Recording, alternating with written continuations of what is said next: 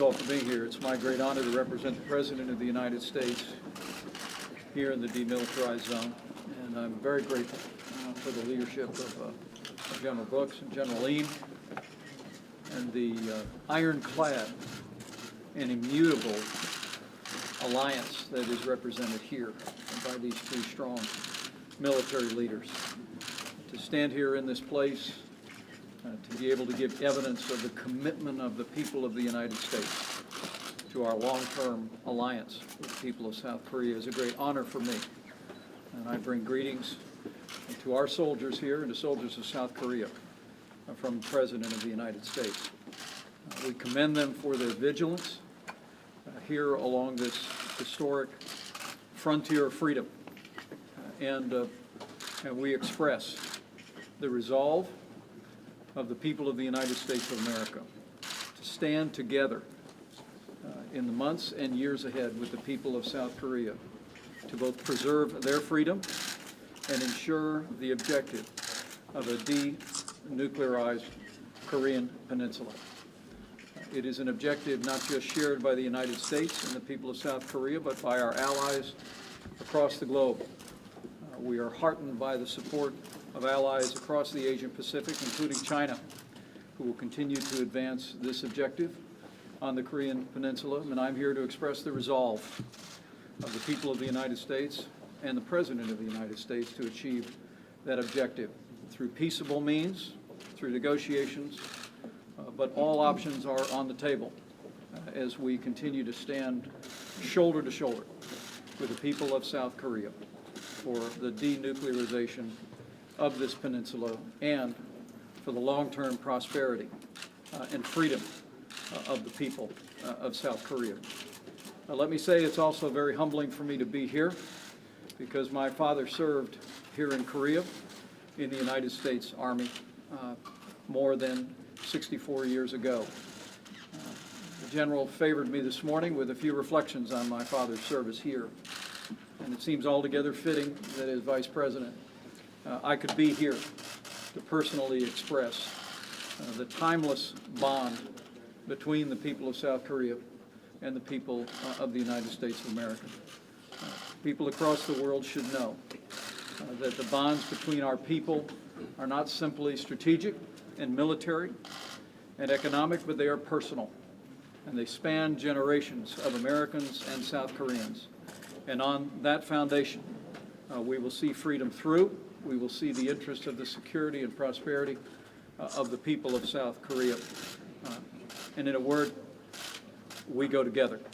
I think President Trump and President Xi had a very frank and productive discussion about a broad range of international issues, including the denuclearization of the Korean Peninsula. I know the President is hopeful that China will use its influence here on the Korean Peninsula with North Korea to achieve that objective. And we are heartened by some initial steps that China has taken in this regard, but we look for them to do more. And our hope is that we'll be able, working with China, working with our partners here in South Korea, working with Japan and other allies across the region to achieve this objective through peaceable means. And a preemptive strike would be on the table? As the President's made clear, we will never discuss military tactical decisions, but the President's made clear, our administration's made clear. We stand with the people of South Korea, and all options are on the table to achieve the objectives and ensure the security of the people of this country and the stability of this region. I think the message of the people of the United States of America is that we seek peace, but America has always sought peace through strength. And my message here today, standing with U.S. Forces Korea, standing with courageous soldiers from the Republic of Korea, is a message of resolve. The people of North Korea, the military of North Korea, should not mistake the resolve of the United States of America to stand with our ally. The alliance between South Korea and the United States is ironclad. We will fulfill that alliance for the sake of our people and the people of South Korea. and we will continue to stand strong to achieve our shared objective across this region and across the world of a denuclearized Korean Peninsula. I know that President Trump is very hopeful that China will take actions necessary to bring about a change in policy in North Korea, an abandonment of its nuclear weapons program and its ballistic missile program.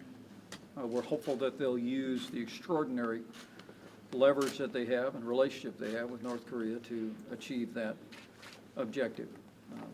But as the President's made very clear, either China will deal with this problem or the United States and our allies will. Now, with regard to a change, we have literally gone through decades. It was some quarter century ago that we first learned of the presence of nuclear weapons on the Korean Peninsula in the possession of North Korea. There was an agreed framework. There was a period of strategic patience. But the era of strategic patience is over. President Trump has made it clear that the patience of the United States and our allies in this region has run out, and we want to see change. We want to see North Korea abandon its reckless path of the development of nuclear weapons and also its continual use and testing of ballistic missiles is unacceptable. That clarity, we hope, will be received in North Korea, and that they will understand that the United States of America, the people of South Korea, our allies across the region are resolved to achieve our objectives through peaceable means or ultimately by whatever means are necessary to protect the interest, the security of the people of South Korea, and to bring stability to the region.